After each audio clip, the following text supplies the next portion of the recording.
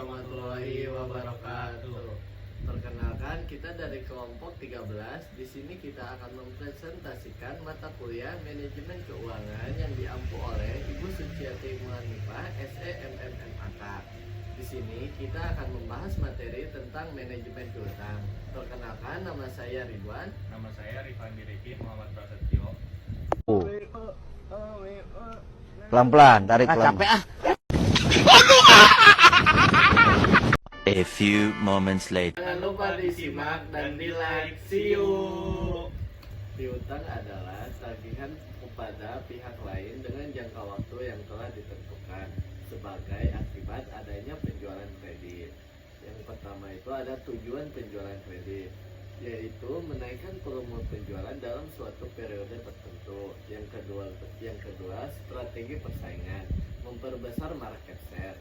Selanjutnya resiko penjualan kredit. Yang pertama tidak terbayarnya piutang, dan yang kedua keterlambatan waktu pembayaran piutang. Yang selanjutnya ada klasifikasi piutang. Menurut Michael Soheril, piutang dapat diklasifikasikan menjadi 3. Yang pertama itu piutang dagang, adalah jumlah piutang dari pelanggan yang terjadi karena penjualan barang atau jasa. Umumnya piutang dagang memiliki jangka waktu pelunasan 30-60 hari. Yang kedua itu piutang wesel, merupakan surat pembayaran terutang atau janji pelunasan secara tertulis. Wesel tagih biasanya memberi jangka waktu 60-90 hari. Yang ketiga itu ada piutang lainnya, meliputi piutang yang berasal dari bukan pelanggan, contohnya piutang bunga, piutang karyawan, piutang dividen, dan piutang pemegang saham. Baik, selanjutnya saya akan menjelaskan faktor-faktor yang mempengaruhi besar kecilnya investasi dalam piutang. Yang pertama itu ada volume penjualan kredit. Makin besar proporsi penjualan kredit dari keseluruhan penjualan, memperbesar investasi dalam piutang. Makin besar jumlah piutang, berarti makin besar resiko, tetapi bersamaan dengan itu juga memperbesar profitability-nya. Lalu ada syarat pembayaran penjualan kredit. Syarat pembayaran penjualan kredit dapat bersifat ketat maupun lunak.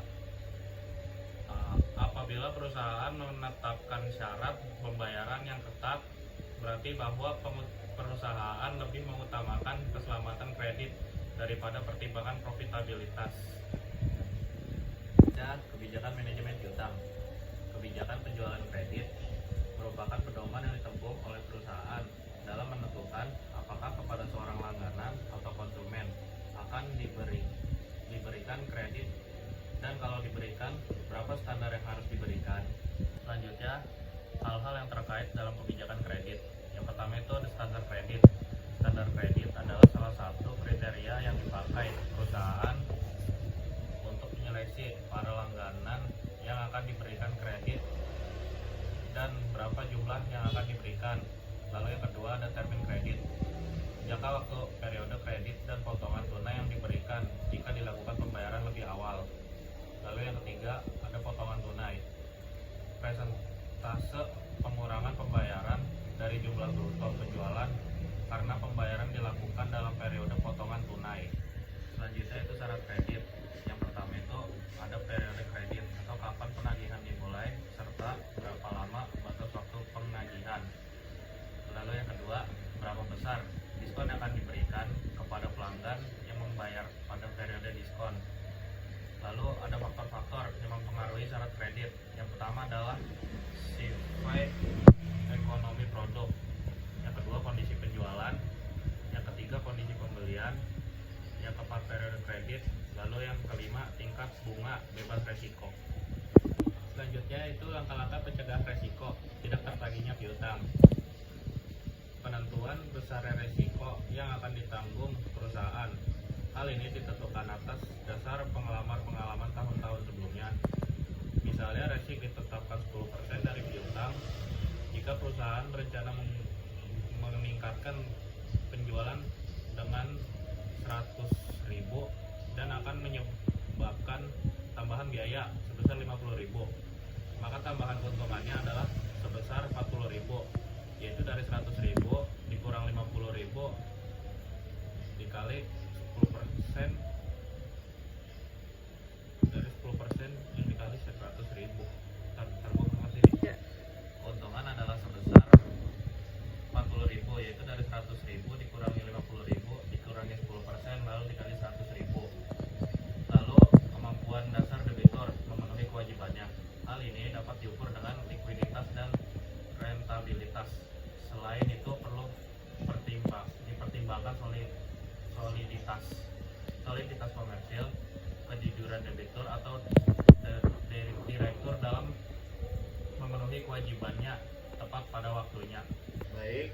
saja ke contoh soal penjualan tunai. Selama ini perusahaan menjual secara tunai. Omset penjualan sebesar 800 juta dengan keuntungan dari penjualan yaitu 15%. Jika perusahaan berencana untuk menjual secara kredit dengan syarat N/60, hal ini ditaksir akan meningkatkan omset penjualan menjadi 1.050 juta per tahun. Dana yang dibutuhkan untuk membiayai piutang ditaksir sebesar 148.750 per tahun. Apakah manajemen menerima penjualan kredit tersebut? Di sini langsung aja ke penjelasannya. Manfaat tambahan keuntungan 1.050 juta dikurangi dengan 800 juta dikali dengan 15%. 1.050 juta itu dari omset penjualan, 800 juta juga dari omset penjualan, dan 15% dari penjualan. Nah, di sini mendapatkan hasil sebesar 37.500. Selanjutnya pengorbanan receivable turnover 360 dibagi 60. 360 itu dari jangka waktu 1 tahun dan 60 itu pembayaran selama 1 bulan. 360 dibagi dengan 60 mendapatkan hasil 6 kali pembayaran. Ada average collection period 1M 50 juta dibagi dengan 6 kali sama dengan 175 juta. Dana untuk membiayai utang sebesar 148.750. Biaya dana yang ditanggung adalah 148.750 dikali dengan 15% dari penjualan, mendapatkan hasil sebesar 22.312.500. Manfaat bersihnya 37.500 dikurangi dengan 22.312.500 mendapatkan hasil 15.187.500. Dikarenakan benefit, maka cost layak untuk diterapkan. Kesimpulan dari materi manajemen piutang yaitu piutang adalah semua tuntutan atau tagihan kepada pihak lain dalam bentuk uang atau barang yang timbul dari adanya suatu transaksi piutang.